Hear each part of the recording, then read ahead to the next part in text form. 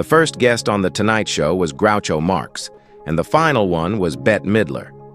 For 30 years, Johnny Carson welcomed Hollywood's brightest faces onto that famous couch. Judy Garland, Raquel Welch, Joan Crawford, and countless other legends smiled beneath the lights while the audience applauded. But what the cameras never captured was the reality behind those carefully painted expressions. The golden age wasn't glamorous, it was gross. It ran on deals, power imbalances, and expectations no one dared say out loud. And in this video, we're going to reveal the 6 Golden Age actresses whose fame came with a hidden and hurtful cost. Number 6, Joan Crawford.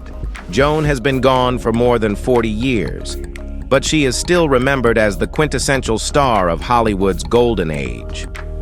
Her movie career lasted from 1925 until 1970, and for most of that time she was top-rated and wrapped in an image of absolute glamour. But we think it's safe to say her life was somewhat super controversial. Audiences saw discipline and beauty. Studio executives saw reliability. What very few people ever saw was the cost required to maintain that image. And that is where the controversy begins, because opinions about Joan Crawford's life split sharply depending on how closely one is willing to look. Before she became Joan Crawford, she was Lucille Ball, a young woman raised far from privilege, moving through a world that offered little protection and no second chances. Early Hollywood was not a dream factory. It was a crowded, unregulated industry filled with desperate ambition and unchecked authority. Young women arrived daily, believing talent would be enough, and only to discover that opportunity came with expectations that were never written down. Crawford understood this faster than most, and instead of pretending otherwise, she made a very bold choice that would define her survival. Well, rather than viewing herself as powerless, she treated intimacy as a transaction in an environment where men already controlled the terms. That decision hardened her, but it also elevated her. While others were used and discarded, Crawford positioned herself carefully, insisting on better roles, stronger visibility, and protection within the studio system. She learned how to negotiate with people who were accustomed to taking, and she did so without apology. This did not make her warm, and it did not make her kind, but it made her untouchable for decades. As her fame grew, so did her reputation. Relationships were rarely personal, marriages rarely romantic, and loyalty was always conditional. She demanded excellence from everyone around her because she demanded it from herself. Love never held the same value as security, and vulnerability was treated as a liability. The public saw a queen and a star. Behind closed doors lived a woman who never allowed herself to forget where she came from or how easily it could all be taken away. When age began to threaten her place in Hollywood, Crawford refused to disappear. She adapted again, attaching herself to corporate power and reinventing her image outside the screen. Even then, she remained fiercely controlled, unwilling to loosen her grip on relevance or respect. Joan's story is not one of innocence lost. It is one of the survival choices. At number 5, Judy Garland. If Joan Crawford learned how to survive Hollywood by hardening herself, Judy Garland was broken by it before she ever had the chance to grow. By the time she walked onto The Tonight Show in December of 1968, the damage was no longer subtle. Johnny Carson could feel it before she even reached the desk. The audience could hear it in the applause, which carried sympathy instead of excitement. This was not the bright child who once skipped down a yellow brick road. This was a woman who looked exhausted by life itself. Judy was only 46 that night, but her body told a much older story. Her hands shook. Her frame seemed fragile, almost weightless. Her eyes wandered in a way that suggested she was never fully present. The band played Over the Rainbow, and instead of nostalgia, the moment felt like mourning. Now, Carson tried to keep things light, but even he struggled to hide his unease. He wasn't interviewing a star enjoying a late career resurgence. He was sitting across from someone who had been used up. That story began decades earlier on the MGM lot, where Judy was never treated as a child. To the studio, she was a product that needed to perform endlessly. Long hours, constant pressure, and relentless scrutiny were normalized. When exhaustion inevitably set in, the solution was chemical. Stimulants in the morning to keep her moving, sedatives at night to force sleep. This cycle wasn't temporary. It became routine, reshaping her body and mind while she was still growing. Control extended far beyond pills. Judy's appearance, behavior, and her body were monitored and managed by men who believed ownership came with contracts. She learned early that resistance meant punishment, and compliance meant survival. Her talent brought millions into the studio, but it never bought her safety. By the time she reached adulthood, addiction wasn't a vice. It was a condition that had been engineered. On Carson's couch, Judy tried to summon humor, offering jokes that never quite landed. The laughter that followed felt uneasy, as though the audience sensed they were watching something they shouldn't. Carson listened carefully, his usual charm replaced by restraint. He understood, perhaps too late, that fame had not protected her. It had accelerated her collapse. 6 months later, Judy Garland was gone. Her death was ruled accidental, but nothing about her life suggested randomness. What happened to her unfolded slowly, deliberately, and in plain sight. Hollywood didn't just fail Judy Garland, it consumed her. And the image of her sitting beside Johnny Carson remains one of the clearest reminders that the golden age demanded sacrifice, then applauded while the cost was paid in full. Number 4. Lucille Ball. When Lucille Ball walked onto The Tonight Show, the applause was different. It wasn't desire. It wasn't nostalgia. It was recognition. By that point, she wasn't merely a performer. She was an authority. Even Johnny, a man accustomed to command, adjusted himself in her presence, instinctively aware that he was speaking to someone who had outgrown the rules that governed everyone else. Lucille didn't conquer Hollywood by selling fantasy. She dismantled it from the inside. While America laughed at Lucy Ricardo, backstage Lucille Ball was learning contracts, budgets, and leverage. She understood that talent alone did not protect anyone, especially women. Power did. Ownership did. Control did. Running a studio required a level of hardness that came at a steep personal cost. Lucille learned to speak like a man, decide like a man, and endure like a machine. She became indispensable, then unapproachable. In boardrooms filled with men who underestimated her, she survived by being sharper, colder, and more relentless than they were prepared for. That strength isolated her. The marriage that built her empire collapsed under the weight of imbalance. Loving a woman who out-earned, outworked, and outlasted the men around her proved intolerable to those raised to expect dominance. Lucille chose the company over the comfort of illusion, even when it meant severing the most personal bond she had. On Carson's couch, she spoke with precision. No flirting, no performance, just facts, decisions, and experience. The audience saw competence, but behind it was exhaustion. Victory had required sacrifice, and she bore it quietly. Lucille Ball didn't escape the system. She mastered it. And in doing so, she paid with intimacy, softness, and rest. Her story stands as proof that even when beautiful women win in Hollywood, the price is never negotiable. Number 3. Shelley Winters and Oliver Reed. Johnny Carson was one of television's biggest stars, and still he is king, but even he had nights when control slipped straight through his fingers. One of those nights unfolded live on The Tonight Show, when the polished machinery of late-night television collided with raw, unscripted truth. Sitting beside Carson were two very different forces.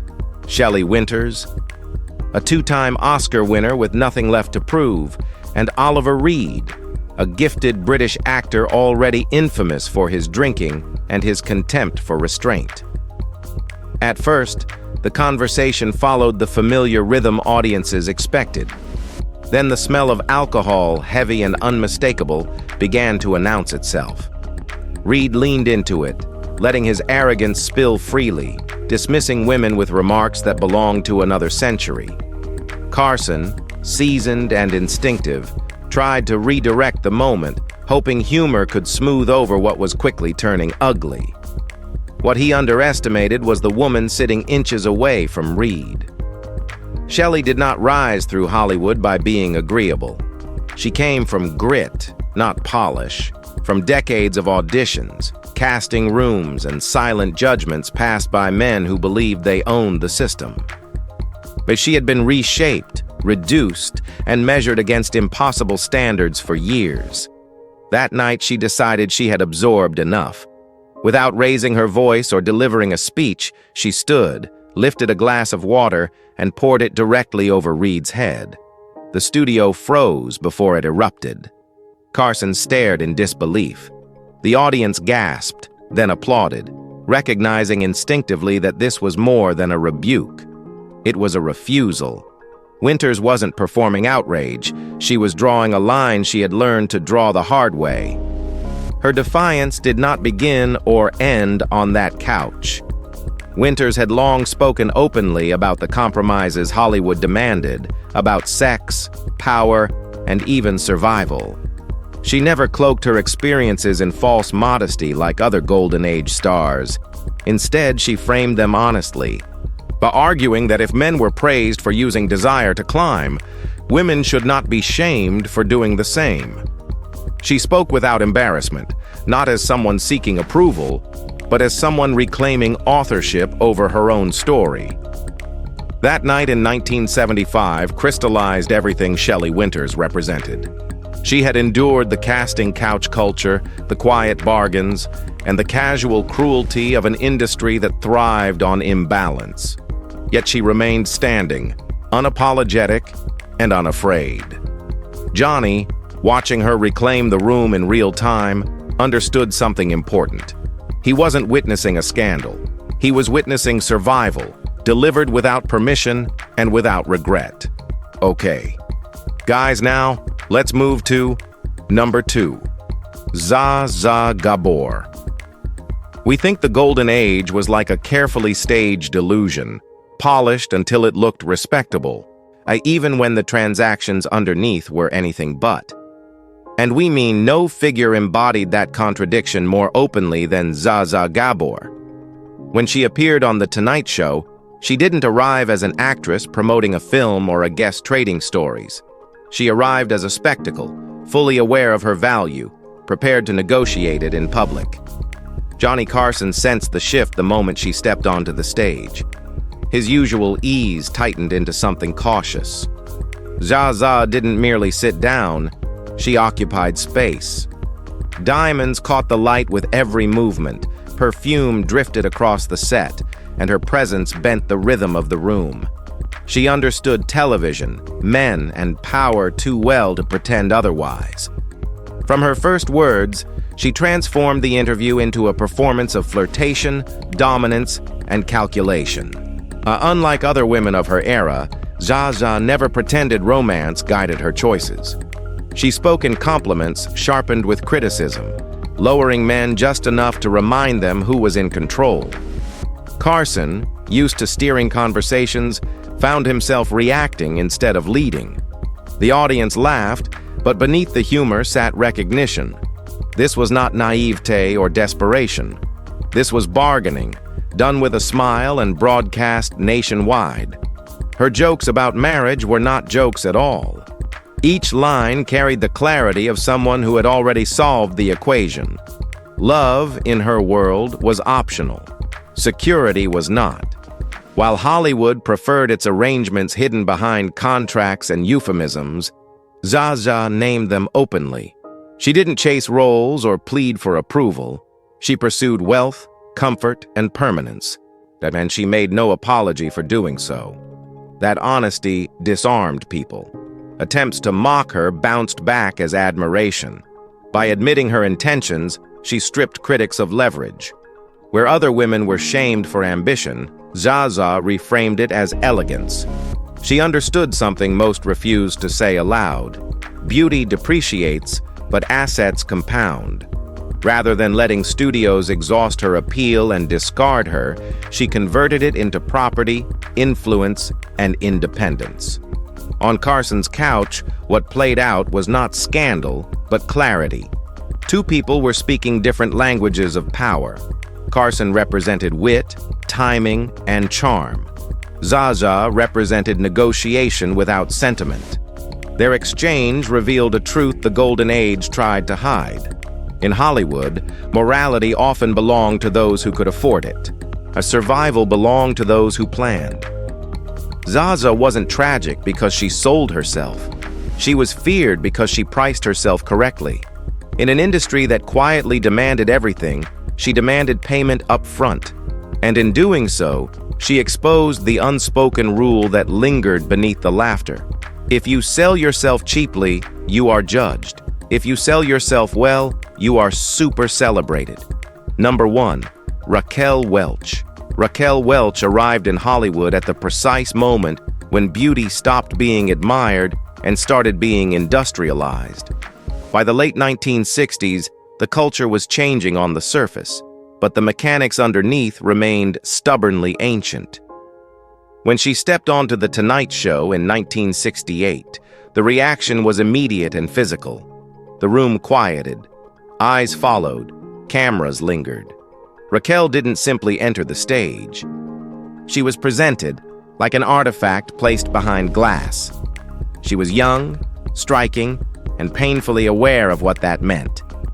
The image that had made her famous, a fur bikini, minimal dialogue, maximum exposure, had already swallowed the rest of her identity.